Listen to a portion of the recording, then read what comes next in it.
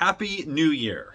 It's the first day of 2023, and I just wanted to come on here and wish you Happy New Year's. Hope you had a great holiday season, and hope you're excited for the new year to come, both in gardening and just in life. We are having kind of a rainy New Year's Day. It's actually a lot of heavy rain yesterday, last night, and we have rain for the extended forecast, like for the next 7 or 8 days. Not quite every day, but almost. Definitely overcast and cloudy. There's a little chance of rain every day, some heavier than others. It is actually sunny right now, but it's still raining. I don't know if you can tell. Probably can't tell on the camera because you can only tell when you're looking against something dark. But I'm waiting for it to just stop a little bit, because even though it's been Christmas and New Year's and that's all well and good, but we have had so much progress done here over the last 2 to 3 weeks. And so I wanted to wish you Happy New Year, but also to come on and give you a little tour around and show you so many of the things that we've gotten done. Some might surprise you. In fact, you might notice something right now in the camera frame if you're looking close. Okay, it's turning into a mist. So what I will do real quick while we're waiting for the rain to stop is just tell you about our upcoming video schedule.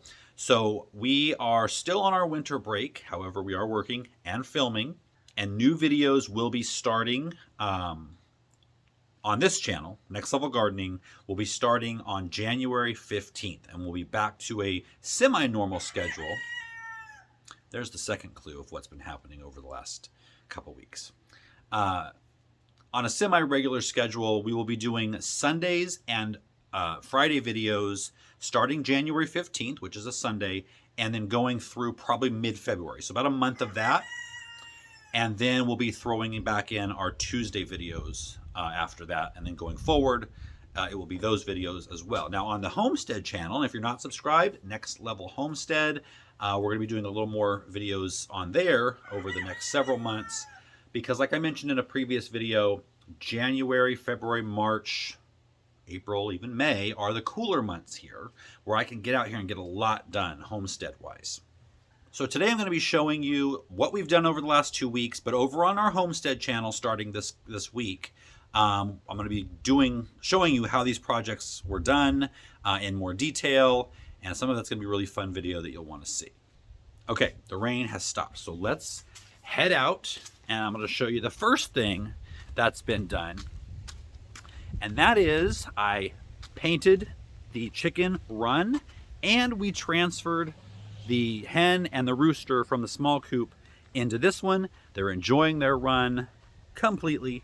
And again, on the Homestead channel, you'll have a lot more detail on all of this. You'll see there was a little drama with the transfer of the chickens and the rooster, and I filmed all of that. So first of all, you can see that the run has been painted. I faux painted it just like I did the patio cover into more of just an aged wood color. I also painted the wire black because that makes it disappear, especially against the dark background. And this is a good tip for anybody who has chicken wire or any type of wire in an animal pen. If you paint it black with a roller, the silver wire reflects the sun, and so it kind of blocks your vision from what's inside. But if it's black, it kind of blends in and you can see right through it. So you ready to see the chickens? Enjoying their new run. It's a little wet out here, but it's not stopping them.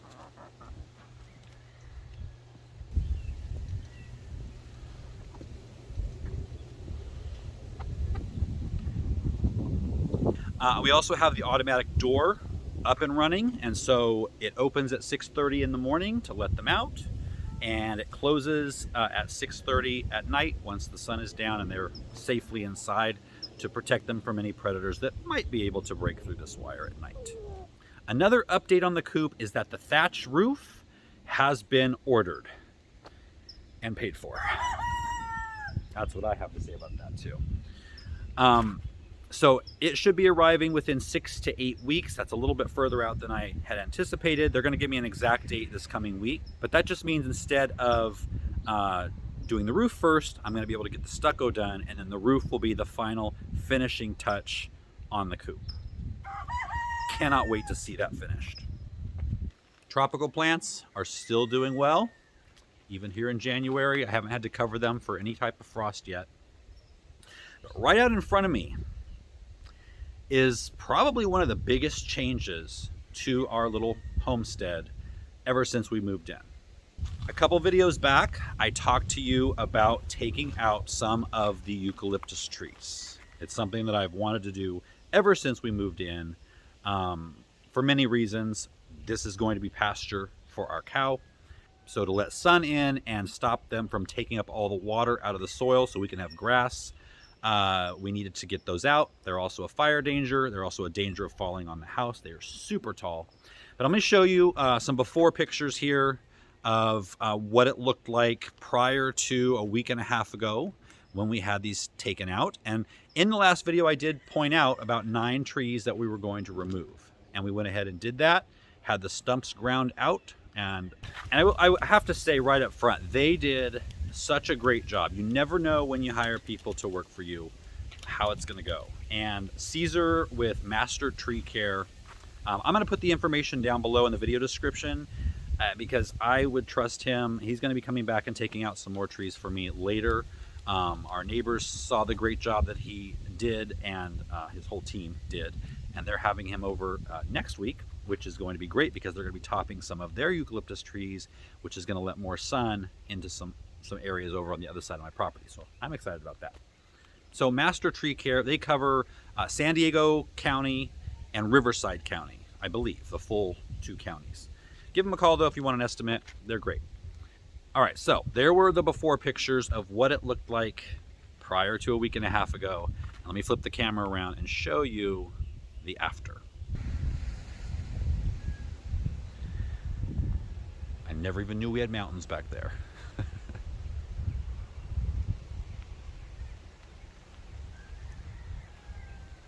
So there were 2 big double trunked eucalyptus right there. There were another 3 larger ones here. There were 3 here. And then 1 over there, which was like right there, that we took out for Noah's basketball court to go in. This group of trees right here, those will be coming out probably at the end of this year. They are just there just to give us a little privacy from the neighbors. I will be planting a hedge right here that will give our patio area and our deck area some privacy, which we don't really have a lot of right now. So again, I could not be happier. There's literally no trace of the trees. They're gone. Trunks, roots, all of it. Now, Bill, my friend with the tractor, came over and he actually was working on this area down here. Now, first of all, this area is going to be Noah's basketball court for the next 4 years, maybe. And then it will be a nice pad that I will be able to put maybe a greenhouse, maybe an orchid house. I'm not sure. It's going to be part of the tropical area. So, I mean, there'd probably be a lot of tropical plants in there, especially orchids, that I could put in there in the winter and keep them really healthy and thriving, and then bring them out during the summer. I could also, of course, start seeds in there and all the good stuff you do with the greenhouse. He was able to kind of pull some soil out this way and just flatten this area out. He's going to come back and finish. It's going to be flattened where you see this seedlings of, or the saplings of eucalyptus right there. It's going to come all the way to that. About a 30 by 30 square foot area. And then he also built a road for him to get the tractor in there all the way over here. While Bill was here, he kind of threw out an idea, which ironically I had already been thinking of myself. I just didn't know how it would be possible to do it. This area has quite a slope down and then a gentle slope back up to the little lane that comes up to our house.